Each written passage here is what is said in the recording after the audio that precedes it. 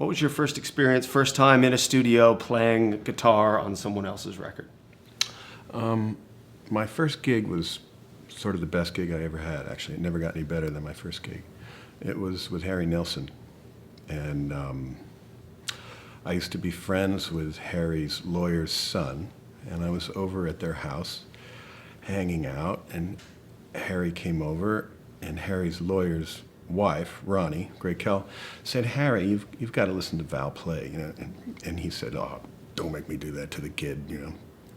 So at which point I bolted out to my car and grabbed my guitar, and you know, I sat down and showed him my chop, and he said, "What are you doing on Wednesday?"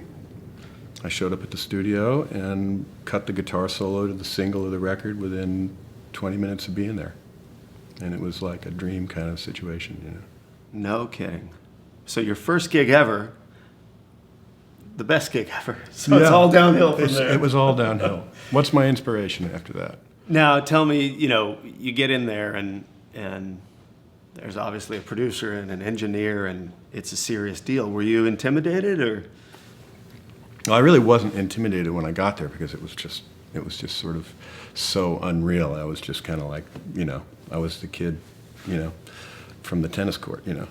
And his producer was a guy named Rick Riccio, who I think produced some Lennon stuff. He was like a heavyweight producer. As soon as I sat down, he got right in my face, and he was like, he was upset with Harry for canceling Steve Carnelli, who was the you know, one of the best session players in town. And he got right in my face, and he was like, I don't know what he was high on, but he was like, you know, "What are you gonna do?" He kept saying, "What are you gonna do?"